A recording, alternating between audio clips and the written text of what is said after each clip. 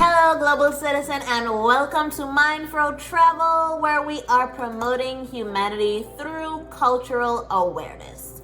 Today, we are going to talk about that uneasy feeling that some people feel as it relates to racism. You know, that discomfort when you're talking about it, that little gut feeling when someone says something about a microaggression. We're going to talk about that today because I think it's important for us to understand that it's completely natural for white people to be uncomfortable while going through this process of unlearning and relearning and finding out new things about history that you weren't taught in school. So just sit back, relax, and get ready to learn about discomfort.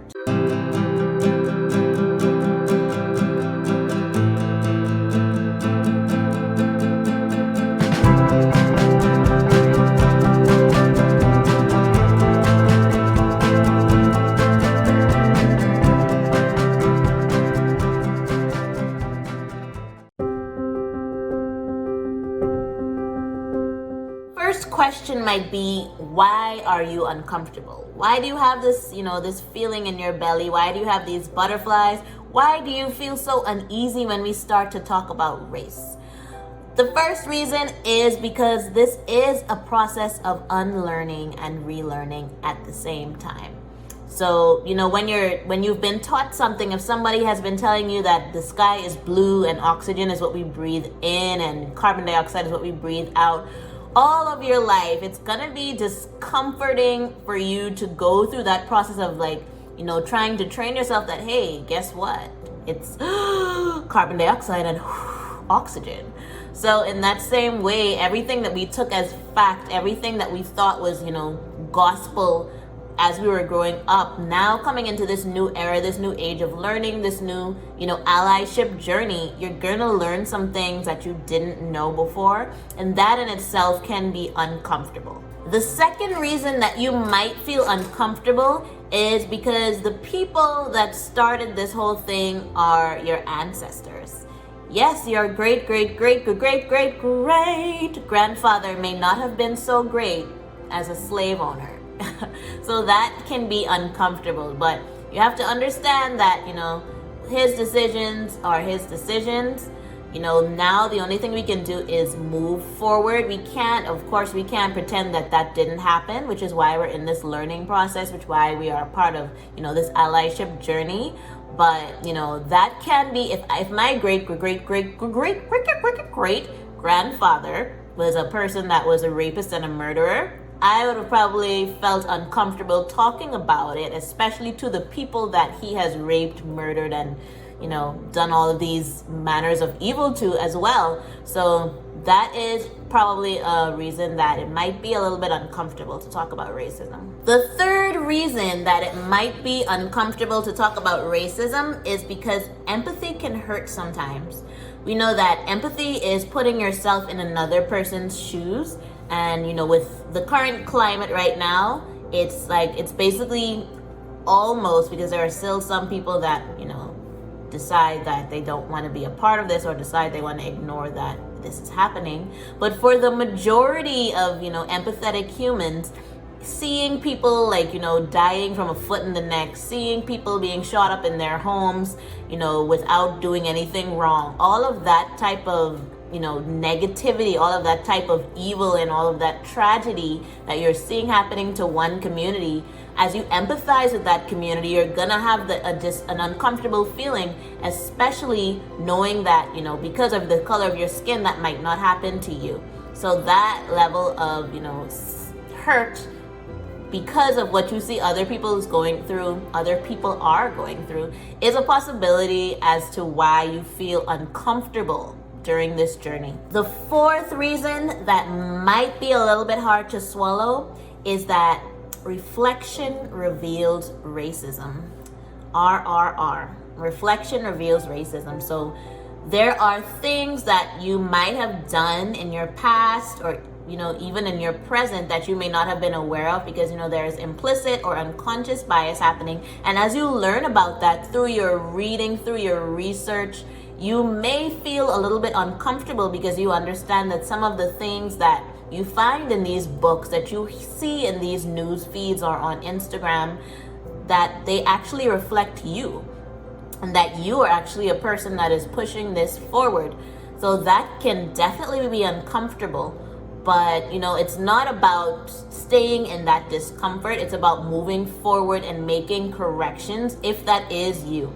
Everybody makes mistakes. When you don't know, you just don't know. So all of those microaggressions, all of those, oh my gosh, can I touch your hair? All of those, so where are you really from? All of those types of microaggressions and things of that nature that, may have been your story in the past, just don't make that your story moving forward. Ensure that you intake everything that you're learning, and make sure that your next reflection is that of more of an ally and not somebody that is promoting or pushing racism forward.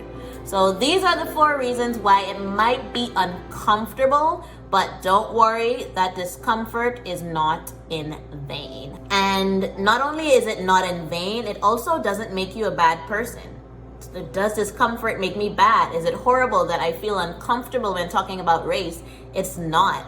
It's not horrible at all. It just makes you human.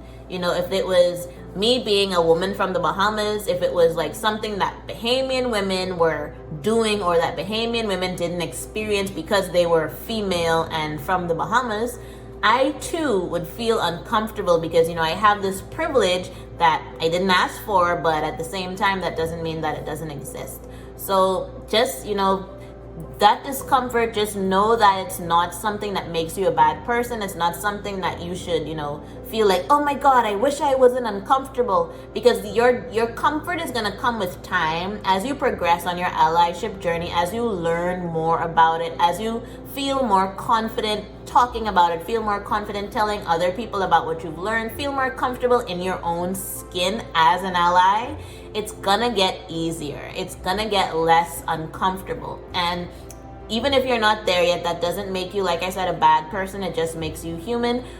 What would be, like, in my personal opinion, negative is for you to be like, okay, I'm uncomfortable, so I'm just gonna stop. Because then you're not pushing the allyship journey forward. You're not pushing the Black Lives Matter. You're not pushing that forward. You're not pushing equality forward.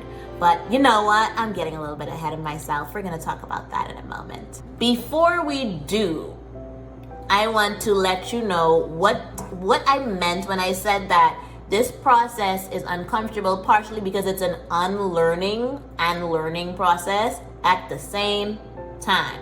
So what that basically means is that right now you're unlearning all of those systemic racism, all of those things that were embedded in you as a child and as an adult, everything that media is pushing forward, everything that the textbooks that you read are pushing forward, everything that your parents could have also been pushing forward, all of that you're gonna have to unlearn. You're gonna have to go back and take out all of those little racist pillars, all of those little racist notions. You're gonna have to deactivate that part of your brain and then get rid of it in order to relearn and learn it in a way that is more allyship friendly, let me say, because there's a lot of things that you have to learn. You have to Google white privilege. You have to Google, Jim Crow laws. You have to Google so many things, systemic racism, institutionalized racism. I can give you a list of vocabulary that you should learn. Microaggressions, implicit bias, unconscious bias, explicit bias,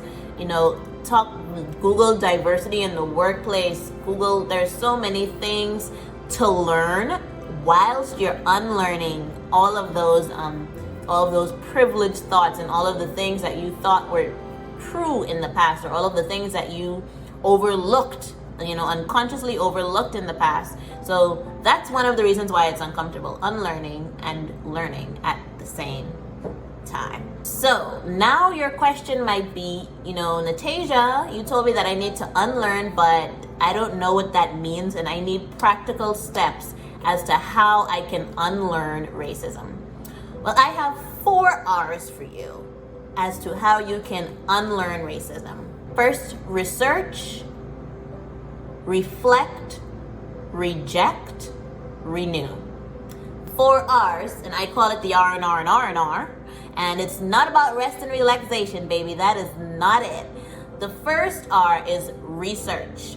You have to research. You have to gain knowledge. You have to gain insight. You have to learn about this allyship journey and what it entails. You have to learn about, some of the vocabulary words that I used earlier. There is so much to learn. That's why we always say, it's an ongoing journey. This is not something where you you binge watch some African American movies, or you read 10 books in 10 weeks regarding, racism in the past. That's not how this works. This is a continual process, because you have implicit things that you also need to take care of, like things that result in microaggressions and things of that nature. So there's a lot of research involved, and that research is ongoing. So that's the first R. The second R is reflect. Yes, boo-boo. You are going to have to, take in all of that information that you learned, and you're not going to just let it sit there. You're going to think about it. Whenever you read that book, whenever you read about white privilege, whenever you Google examples of white privilege and you see that to be true in your life, you are going to have to reflect on that. When you Google microaggressions, and notice that I'm saying when and not if, because this allyship journey, these are words that you absolutely have to know. These are not, maybe, could be, should be, woulda. No. You have to understand these principles to be able to fully understand and appreciate the Black experience. So you're going to have to, look at microaggressions, look at examples of microaggression, reflect on how these microaggressions, have you ever used any of these microaggressions? Was it intentional? Was it unintentional? Because microaggressions actually can be compliments if you don't know, what can be the outcome of it. I have an entire video on microaggressions, and I'm going to link that in the description. Watch the video. It's very in detail, and I can't go in detail in this video, but definitely take a look at that one if you want to learn more about microaggressions. But in a nutshell, you have to, this journey, more so than, going and picketing, or more so than telling other people about, what you learned and stuff like that. This is a very internal journey, and having that internal journey is the most important part of the entire allyship journey in and of itself. So reflection is extremely important. The third R is reject. And what are you supposed to reject? You are supposed to reject all that you've learned about, white supremacy, basically.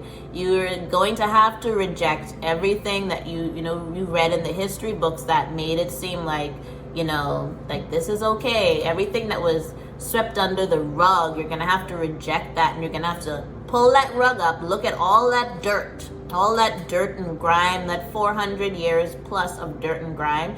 You're going to have to go ahead and you're going to have to reject all of what you've learned, all of what your grandmother might have taught you, all of what society might have taught you, all of the things that the system might have taught you, and you're going to have to reject that.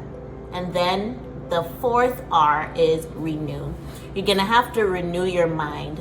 The best-selling book in the world historically says that we are transformed by the renewing of our minds. That book is the Bible, in case you were wondering. So the Bible says that we are transformed by the renewing of our minds. And that is so true as it relates to what we're talking about right now and this allyship journey. You are only able to make a change, make a difference, if you renew your mind. That's where it all begins. And I keep preaching this, that this is a lifetime journey, and this is a selfish journey. This is all about self-awareness and figuring out how you can be better first. So definitely know that the renewing of your mind is a critical step in this journey, even through the discomfort. During this unlearning, you definitely have to have a renewing of your mind. So now, after all that, you might be saying to yourself, listen, Natasha, I am really, you don't get the level at which I am uncomfortable. I am extremely uncomfortable. So is it okay to stop? Because, I don't want to be a bad person, but so I just want to go to the side right now. I'm just gonna take my hat off and, allow other people to work this that are stronger than me, that maybe understand more than me. But because I've tried this allyship thing, it's great. I understand, that it's important, but I am just so uncomfortable that I don't think I can move forward. What I'm going to say is, okay, fine, totally understood. This is no issue, no problema. You are uncomfortable, and I understand that. And there are, reasons why you can stop because you're uncomfortable. And I'll just give you a few of them. You can stop this allyship journey. You can stop this if, number one, you're not a big proponent of equality anyway. Like, equality, schmilolity. You know what I mean?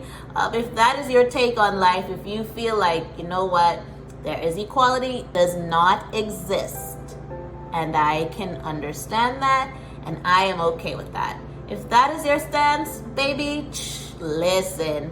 Stop mid-book, stop mid-video, stop mid-MLK speech. You just, you go on and watch some Netflix, honey. Because if you feel like, equality is like, is it really that important? Like, you guys are making a big deal, but like what? So what? If that is your stance, please don't worry about it. You can stop this. Don't even worry yourself. Just take yourself out of the misery of discomfort and watch some Netflix. Second reason that you can stop if you're uncomfortable is if, you feel that murder schmurder. You know what I mean? If, knowing that people are being murdered because of the color of their skin doesn't make you uneasy, if the fact that these people that are being murdered are brothers, sisters, aunts, uncles, friends, fathers, mothers, and that doesn't make you feel uneasy, listen, why waste your time being uncomfortable when you could be like, smoking cohibas or something? You know what I mean? Don't worry yourself. It's fine. We will survive. We might be shot, we might not, but hey, murder schmurder, right? The third reason you can stop is if the thought of having racist children brings you joy. Our children can only learn what we teach them. So if we go by what our parents taught us or our grandparents taught us, and that was embedded in racism, and we don't mind our children going ahead and, carrying on that family racist tradition, listen, why you gotta be uncomfortable, homie? Don't even worry about it.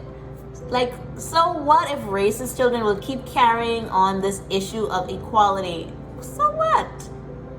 You just stay there, stay comfortable, and just enjoy having racist children. Fourthly, if being a part of something greater seems like boring to you, then why waste your time being uncomfortable? So what if right now there's a big uproar in the world as it relates to racism, and finally the voices that were shut down are being heard, and you can be a part of that? So what? Who says that you have to? Nobody can force you.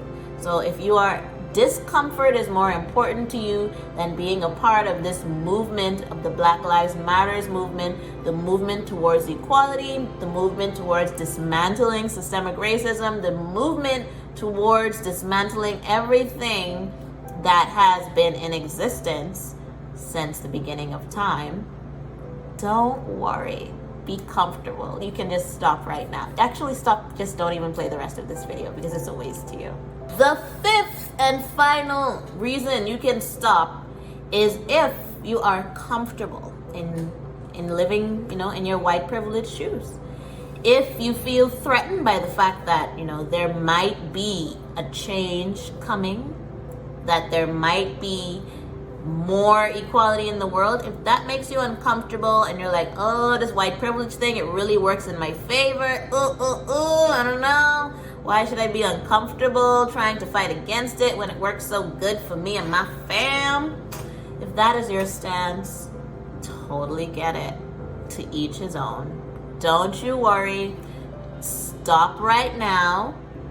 go to that little button and exit this video, because it's just not for you. It's not for you at all. But if you feel the opposite of that, and even in that white privilege is set up that so that you actually get benefits out of it, but you don't want that, and you actually would prefer to have a world where the minorities and the people who are currently being pushed down or given the chance and the opportunity to raise up, watch my video on anti-racism versus non-racism, which I also linked in the comments below. So guys, in a nutshell, this is just something that I thought was important to chat to you guys about, because I've been talking in a few of my workshops, and everybody has been, been very honest and very vulnerable about their discomfort. So for you guys that are true allies, that are people that are on this journey, you're learning about it, you're asking questions, you're asking the right questions, you're getting to know yourself, you're reflecting, you're renewing, you're rejecting, you're researching.